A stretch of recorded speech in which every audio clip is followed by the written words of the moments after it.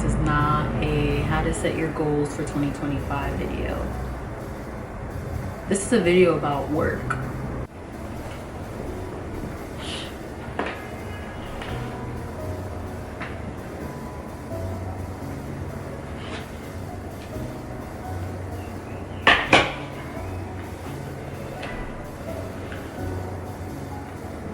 I've been having a really hard time with putting away Christmas decorations, especially this January. Not just because it's a new year, but because of the unprecedented times. I mean, honestly, it's not just a new cabinet, but it's also about the amount of change that's coming in general. It's the change that's coming, and I'm already seeing signs of it in our country, in our neighborhoods, but it's also the change that I need to do within myself and for myself, to have the things that I want and be the person that I want, but also the changes that I need to do to get there, right? It's just a compoundment of just things that need to be consistently moving, and that really worries me. It worries me a lot, and I feel like this year will be a really challenging year, and there's not one single thing to blame. This is not a manifestation video. This is not a how to set your goals for 2025 video. This is a video about work. It's a video about how we as the people can do the work to get the life that we deserve. And knowing me, I've made a list, right? And within this list, I'm going to call it a social contract. Not a legal one, please, not too much, not a legal one. So if you're thinking that, cut the thought, cut it quick. But really, a social contract. And I invite you to join me in this social contract to really take on the change that's coming and make sure that we implement our own to get the lives that we deserve. And in mention of social contracts, I want to reference a video that really influenced me in talking about this. And I don't know if you guys know Mecca on TikTok, who talked about Bria Jones, and Bria Jones made a video, and she's just about to have a blessed baby. Congratulations to her. But how people canceled last minute on her baby shower, and how it was mainly millennials and Gen Z folks, right? And the video, in Mecca's video, she talks about how boomers and the older generation really respected social contracts. That generation is also the union generation, right? They were the generation where if we lobby together, we can take whoever down. I'm not saying that they're not a complacent group. I'm not saying that we're not here because of that generation, but I do think there is something to be learned from a generation that genuinely believed in social contracts. And I am calling this year my year of touching grass, right? Whether or not there is a TikTok ban, this is the year of touching grass. And what does that look like? Grass is a very important term here because it can kind of be applied to everything that I'm going to talk about. First thing I'm going to be talking about, very important to me, to you as well, because you should know this too. Because I think that some of us have lost ourselves in these last couple of years, mainly because many people have told us who to become, right? We kind of lost track of having conversations with ourselves about what we want and what we deserve. So the big thing that I'm pushing this year is hobbies. If you hear clacking and clicking and clacking, that is my heater. There's nothing I can do about it, so we just gotta move forward like we have to this year. You with me? All right. I will make another video talking about discovering the hobbies that are best for you, and not attaching yourself to hobbies just because other people say that they're fun or they're cute or whatever, right? Hobbies have to be suited for the person who plans on doing them. Because if not, you'll start and you'll stop, you'll start and you'll stop. There'll be no motivation to keep going if you don't necessarily like the hobby, right?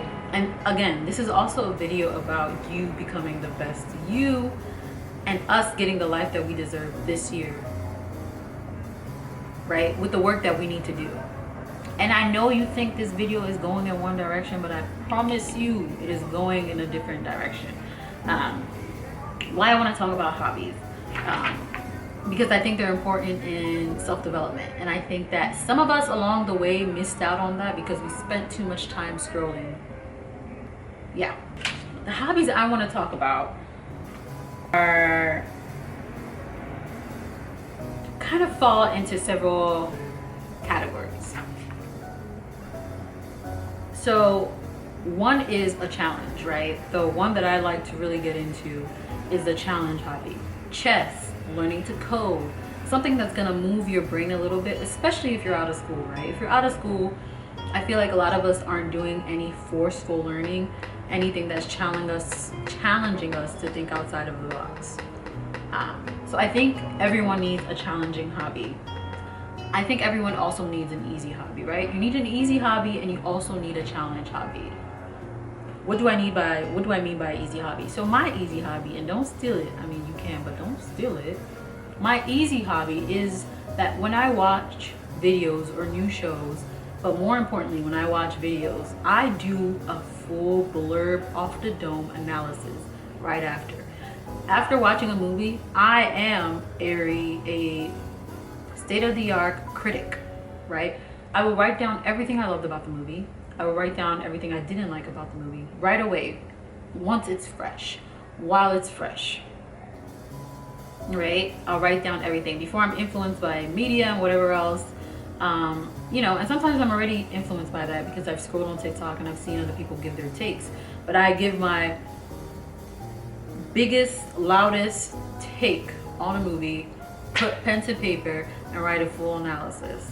Why? Because it's fun. And it also gives me a way to use language, use what I know, be critical, extremely critical, get my thoughts onto paper, also document the movies and shows that I've seen. And there isn't a true consequence, right? No one is going to read it and ban me. No one's gonna challenge my ideas. It's just my ideas to have there. Sometimes I share with people and that's really fun, but most of the time it's just there to have.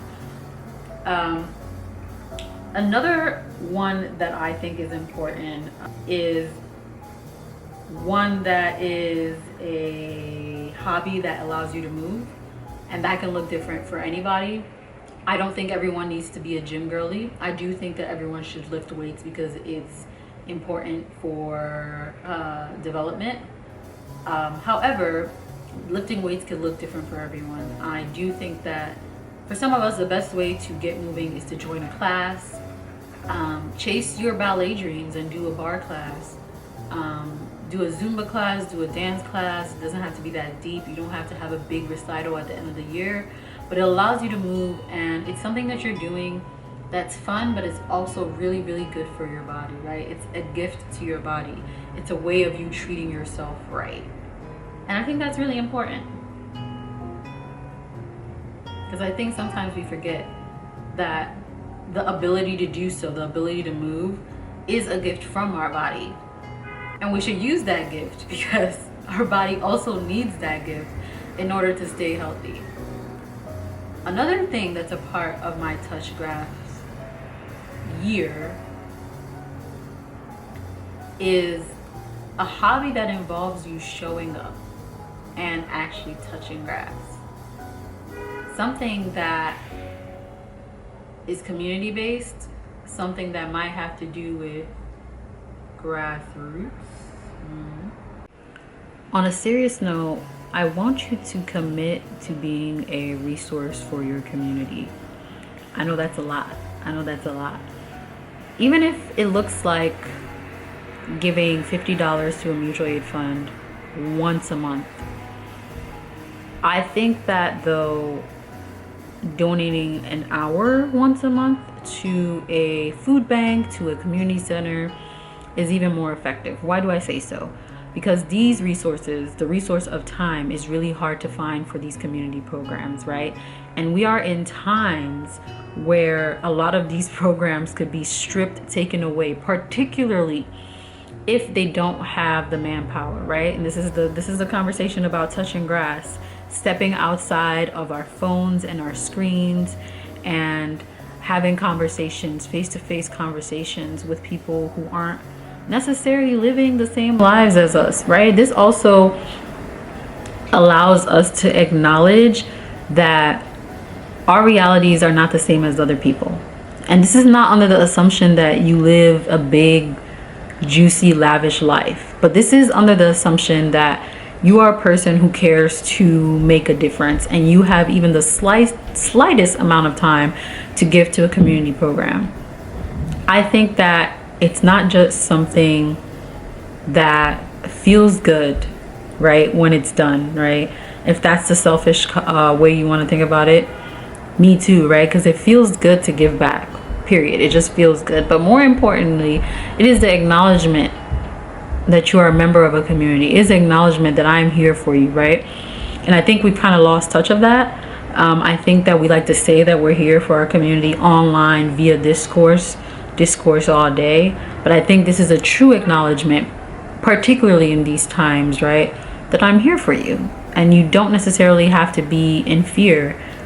And I think that once we can do that, that's a big step. But if we can do that 1 hour a week, 1 hour a month, that could be one of the greatest examples of touching grass this year, right?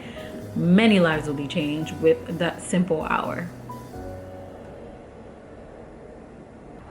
As a believer of human rights and the right to a decent life, I'm scared right now. I'm really scared right now. I'm scared as to what our country will be, the resources I'll be able to have access to, the resources my friends will be able to have access to. But I'm not afraid, right? I'm scared because it's right now. But I don't have this long-lasting fear situation. I'm not afraid. I'm not afraid because I believe in my community. My community, which includes the people that take the train with me every day, the people who live on my block, the people who look like me, the people who experience life like I do, the people who have the same fears and the same joys as I do.